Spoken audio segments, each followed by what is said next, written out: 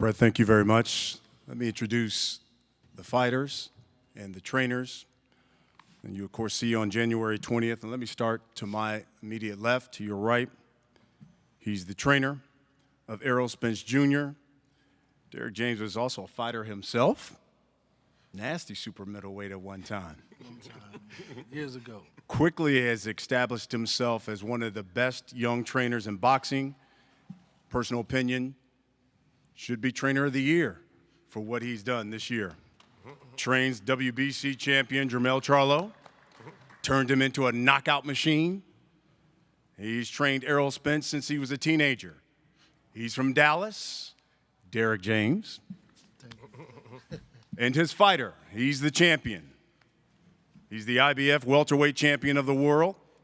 Won the title, as you saw, in grand fashion, went across the pond to Kell Brook's hometown of Sheffield, England, stopped him in the 11th round in May, brought back the title here to the States. He was an Olympian. He's undefeated, 22-0, 19 knockouts. Be his third time fighting here in Brooklyn. First as champion, many consider him the future of the welterweight division. His moniker certainly fits him. He is the truth, Errol Spence Jr. To his right, the challenger, two-weight division world champion.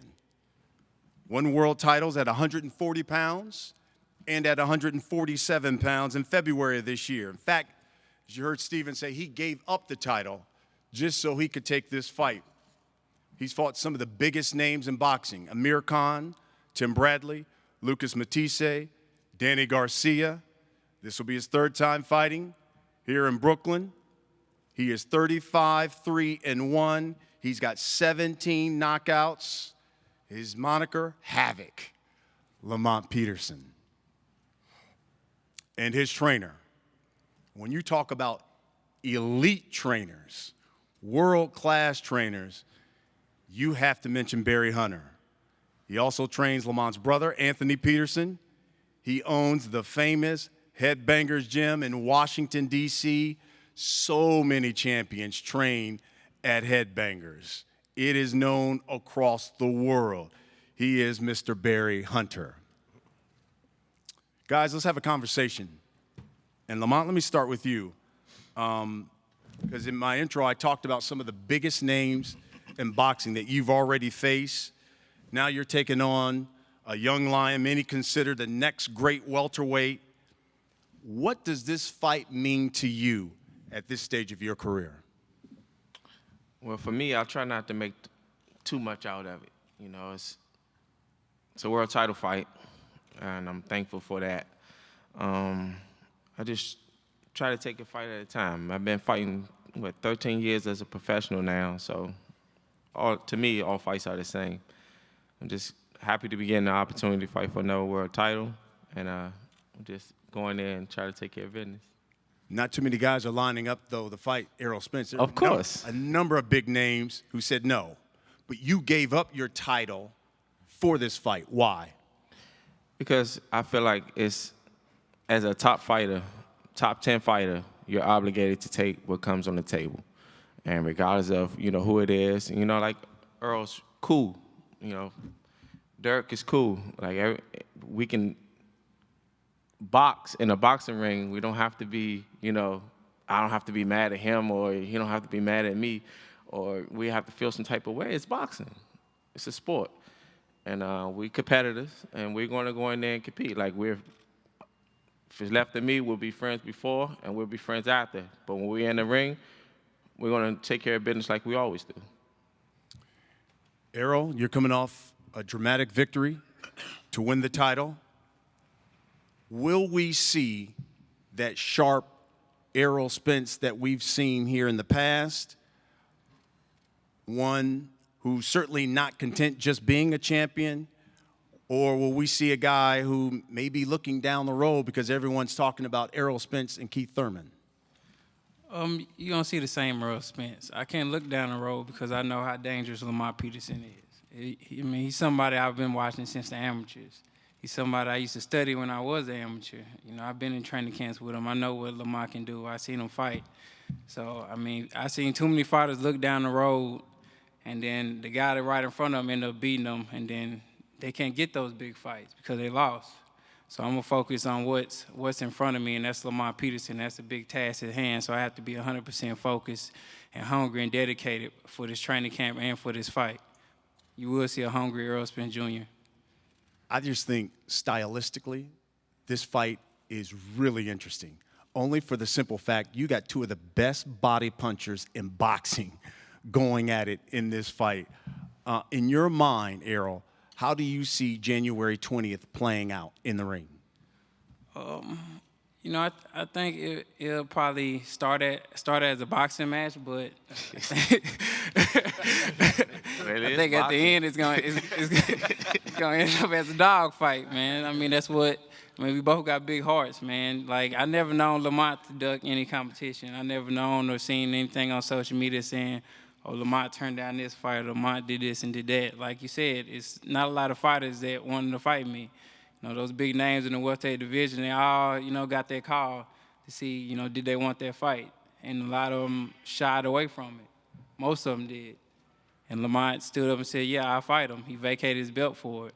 And, he has a big heart and he's a dog, so and I have a big heart and I'm a dog too. So we're probably going to start out boxing, but at the end, it's going to be a fight. Lamont, same question to you. Two of the best body punchers in boxing. How's this fight going to play out in your mind? Same way he said, same thing he said. I mean, like, you already know when most times I fight, it's going to be a filling out process, but the whole time I can tell you this, it's in my head, we're going to fight. And bottom line, that's probably what's going to happen. I thought it was interesting, you heard Errol say you guys have trained together. He talked about when he was an amateur, he worked out with you. He said you gave him some tips on throwing different punches, things of that nature. When you look at Errol now, you see any of the flaws that you saw when he was a young buck? And are those flaws things that you can exploit come January 20th? Nah, I kind of knew at the time that, it was 6 years ago that he would be at this point. He will be a world champion. Saw a lot of talent in him. When you correct certain little things, that's just little things. But for the most part, I've seen improvement. I've seen progression throughout the pro ranks, and I think he'll continue to get better. What gives you your biggest confidence in this fight? Just me. I just know who I am. I know I'm a competitive person, and regardless of what, you come to win. So that's what gives me faith, hope. Barry, when these guys step into the ring, it'll be almost a year since Lamont has fought. From a timing standpoint, does that concern you, considering Lamont will be getting into the ring with a younger guy and a guy who's been more active? No. Well, when I look at EJ, which is what we call him, one of my kids from the amateurs, and I instantly fell in love with him because he reminded me so much of Lamont. The way he fought, and like he said, both, have that dog type of mentality. I remember when we went to France, on the way to France, and as a matter of fact, you remember this, and they stuck a guy in there that was a light heavyweight with EJ to spar, and I stopped it, but he said, no, Coach B, I got him.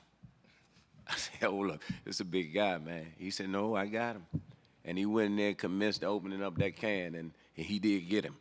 And so from that point on, I knew he was a special fighter. And then, like Lamont said, when Lamont went in there, and Lamont was somewhat of a mentor to Errol. And when he went in there and worked with him, he came out of the ring, and that day he told me, he said, I like him. Stay on that path, he's going to become a world champion. And so it's bittersweet for me because this is one of my kids. We talk, and I love him. But I had to remind myself that this is business. It is what we do. It's love before with us. It's going to be love after. If I had my way, Keith Thurman would be sitting there, Danny Garcia would be sitting there, and some of the other big names. But they didn't want EJ. And if you notice, in both interviews, when Lamont talked after the fight, he asked for these guys. When EJ talked after the fight, he asked for these guys. nobody's picking the phone up. So it all boiled down to these two. So that's what it is. I see the fight playing out the same way they see it playing out. Derek, I watched them come up. You know, I remember times in Mississippi. You remember that grind? Times in Mississippi, and it was the same thing. So I'm looking at these guys. The 20th of January, I think this is going to be one for the books, fan-friendly. Where do you see Errol Spence when you talk about the welterweight division? Where is Errol Spence in your opinion? He's the man, you know, and you have people or athletes that can fight, and then you have athletes not only can fight, but they are fighters. EJ and Lamont are both. Not only do they possess the skills and the talent to do it, but they can fight, and they will fight. They are fighters. But then you got a lot of people, how can you say that you are the best in the world and you don't fight the best in the world? As I recall, I look back at Marvin Hagler. He never discriminated. He fought everybody. Hearns, everybody. Ray Leonard, everybody. And in order for boxing to get back to those glory days, I think we need to, like Steven said, put the best in against the best. And let's make it happen. I have no problem with Lamont fighting anybody on the planet. I have a lot of confidence in him. And when I see Errol, just like you guys said, I think this is the future of boxing. Derek, let's talk about this fight. You got two type of fighters, love to fight on the inside. So do you tell your fighter, hey, lure that man in, you're the younger, you're supposed to be the stronger guy, and let him have it? No, I really kind of just, we have a little strategy, a game plan. I try to perfect everything he's going to do in the ring. For being able to fight on the outside, being able to fight on the inside. The whole deal is to make him a more complete fighter so that the fight you saw in England won't be the same guy again. So, no, I won't tell him. I'll just prepare him to be a better inside fighter, a better fighter on the outside, better fighter on the ropes. And, you know, I always look for the perfect fight. So that's what I'm looking for. And with that being said, it takes a great fighter to bring out greatness in another fighter. Right. So you see two guys going at it, and you're going to see an amazing fight just because of the mentality and the caliber of fighters these two guys are. So you'll see a great fight. I mean, I couldn't, if you think about it, this is a better fight. I'm just sitting there thinking about listening to Barry and listening to Lamont. You know, you saw Keith Thurman run around the ring. You know, you saw a rougher fight with Sean Porter, but you don't see two guys here who have that mentality to go get it, and very technical and very skilled and very, very technically sound fighters. So you look for a great fight like Ray Leonard versus Hearns fight because of the skill and the depth in which these guys have talent. So it's going to be a phenomenal fight. Absolutely. Since we're in New York, I think there was a rapper who said that if they didn't know me then, they know me now. Oh, yeah, no doubt. People certainly know you now. Right, no doubt. Yeah. What's been your secret? I mean, because when you look at what Charlo has done, he has really gone to a different level since he's been with you. And obviously, Errol has lived up to all the expectations. A number of people want, what is your secret? What does Derek James do for fighters? It's not so much about a secret as about me being a former fighter. And it's one thing to do it. It's another thing to teach it. So I had to go in on the inside and kind of really understand it. So stand on the outside of everything. And so I realized that I don't follow any other old critiques about everybody would say about boxing, because boxing evolves, and that's my whole deal, is to evolve with the sport. And so that's how I look at it, is that I don't follow anything. I hear people say that fighters are born punchers are born not developed, and that's not true, because we see it in Jamel Charlo. So it's all about being more technical and more fundamentally sound. That's the key to it all. If you see more fundamentals in boxing, the talent level and skill set also grow with it. So that's what I focus on. Lamont, you know, when people talk about the welterweight division, they mention Keith Thurman, Errol Spence, names we've heard here today, Danny Garcia, Sean Porter. They've even said Terrence Crawford. He hadn't fought yet in the welterweight division. But it's always seems like your name is last. Do you feel as if you're like the forgotten guy in this welterweight division? And if so, what are you out to prove January 20th? I don't pay any attention to it. I respect anyone's opinion. You have to. It's their opinion. They have a right to have an opinion. So I can't feel some type of way because someone have an opinion. I just go out, train, and do what I love to do. I get in the ring because I love to box, not trying to impress anyone or be on someone's list. I love to compete. I love to box. It's that simple to me. Errol, 2017 will probably go down as one of the best years for boxing. We saw some great matchups. We saw you in high-priced fights. 2018 is kicking off with a great fight between you two. What do you see for the welterweight division in 2018 and for Errol Spence in 2018? I mean, I see for the welterweight division the best fighting the best. I mean, I know I'm willing to fight the best. I know Lamont willing to fight the best. It's for the other guys to step up and, you know, make that choice. Do they want to be great or they just want to get by? I mean, that's the only way that, you know, the welterweight division can get to the peak. If we fight, the best fighters fight each other, and they fight them in their prime. Everybody's in their prime right now. I don't feel like waiting until I'm 30-something to, you know, want to fight the best guy out there. I want to fight the best right now. So I feel like 2018, you know, hopefully I get 3 fights in, and it's with 3 top 5 fighters. All right, we'll wrap it up with this. Lamont, what should we expect January 20th? I think we pretty much know what to expect. It's going to be a fight, highly competitive, highly skilled, and at the end of the day, it's going to be a dogfight. Errol?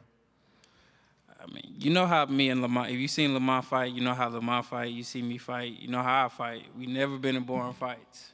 I mean, always in fan-friendly fights. We have a lot of dog in us, and that's what you're going to get. I mean, we're not going to shy away from it. And like I said, it's probably going to start out a boxing match, but at the end, it's going to be a fight. That's both our mentalities, and that's our coach's mentality too. So, I mean, we got the mentality to go and get it. I mean, we're friends, but, I mean, we can talk in the locker room, and right before the fight, we talk in the locker room, then we get out there, we're trying to kill each other. I mean, that's our mentality. Take a few questions from members of the press. Oh, hi. John Cudney, Reddit Boxing. So this is a question for Errol. So Lamont was already pretty established pro, I think, when you started fighting, because you started out pretty late. Just wondering when you first became aware of him, if he was someone you followed on TV before you eventually sparred each other. Yeah, he was somebody I followed on TV before I sparred him. You know, I used to watch him and Anthony Peterson. Watch their fights. I just like their style. You know, I like their defense. I liked how they throw body punches. I like their fundamentals. So, yeah, I did, you know, grow up watching him in the amateurs before I met him. Okay, so just a follow-up question. I was able to talk to Lamont and Barry beforehand, and they mentioned, you know, training a bit as amateurs and almost described it as a mentor-type relationship, that, you know, they had a lot of respect for you, advised you. Just wondering what it means now to have risen to this level and fight someone who you had seen before and was to some extent, you know, advised you early on. I mean, I don't really put too much thought in it. I mean, it just, you know, that's the business of the sport. I mean, just like with any other fighter. I mean, you know, I was a younger guy, you know, he was giving me advice and, you know, telling me certain things I need to work on. And, you know, now we're here to this point. I mean, it basically shows, you know, his longevity in the sport. He's, you know, still around 13 years in the game. And it shows, you know, my come up from an amateur to now to a, you know, top-level professional fighter. So one last question here. So just wondering, Derek James, so during the Kell Brook promotion, you and Dominic Ingle got into it a little bit. Here we saw before this started, right. You and Barry embraced each other. You know, right. Seems to be clear respect for I'm just wondering to hear you first and then Barry after to talk about the relationship between you two and between the two camps. Well, you know, they've known each other. Well, I initially met him like in 2007 when in the U.S. Championships, when I was in the U.S. Championships with a friend, Charles Hadley, watching him fight. So I've known him, and I got to know him a little bit more better. And he spent a lot of time with Errol. So, you know, if you got a guy who's spending time with your guy, you got to get to know those guys, you know, and you go to develop a friendship and respect for the guy. So, you know, I like him. You know, I like what he's done. He has a gym of fighters, man. He creates these young, tough guys. I mean, he's right in the heart of it and the grind of it, which everybody can't do that, to be in the inner city like that and develop fighters like that. So, you know, I respect him, and I love what he does, you know, and I'm going to keep doing that. Regardless of this fight, if you think about this, this is the maturation of a fighter. Like this fighter, they saw him when he was amateur, they worked with him when he was amateur, but now he's grown into a man, a better fighter, a bigger fighter. And so we love that. I mean, so when you ask them how they feel about us, it's beautiful, because that's what you want to see in life. Somebody get better, somebody get to be the best that they can possibly be. And Barry's been there to support, and Lamont is always there on his shoulder. You know what I mean? So it's all good, man. I love it. Errol, Keith Heideck from BoxingScene.com. How you doing? What do you remember from your sparring session with Lamont back in 2011, I think it was? What did you get from that, and how do you remember it going? It was just great work, man. It was a learning experience. I mean, you know, just because I was an amateur, you know, it's the amateur level. You know, I'm going at a fast pace, you know, just flaring punches off, kind of fighting like Amir Khan. And, you know, Lamont, you know, he just being patient, you know, blocking, you know, trying to counter, and, you know, picking shots off, basically fighting at a pro level, pro pace. And I didn't really understand it until, you know, I turned pro and started going 10, 12 rounds. And now, you know, I understand, you know, what he was doing and things like that. You guys never sparred together after that, though? No. Next question. Lamont Peterson, Disney Studio Lawyers, Black Star News. Errol Spence is one of the most prolific southpaws in the business today, unlike Bud Crawford, who's a switch hitter. How do you plan to offset his left-hand stance, even though you were somewhat of a mentor towards him, and you may feel mentally that you have an advantage over him? I'm not really too much worried about southpaw stance. Been fighting for 23 years now. Then, you know, encountered a few southpaws, especially in an international level when you're fighting for the U.S. team. 50% of those guys are southpaws, so I'm pretty sure I'll be able to handle the stance. My name is Cheyenne with Blue Blood Sports TV. So you haven't had too many fights at the welterweight division. Mm-hmm. Do you think the size is going to play a big part in this fight? Of course, with anything, it can, but it's up to me and it's up to my team to make sure that don't happen. You know, it's still, just because one thing makes seem like an advantage for one person, it's up to the other side to make sure that that advantage is not an advantage. So if it is a size advantage, then it's up to us to negate it. All right, thank you very much. We're going to face off our fighters. Fighters, if we could, stand over here to your left, my far right here. We'll get ready to face off.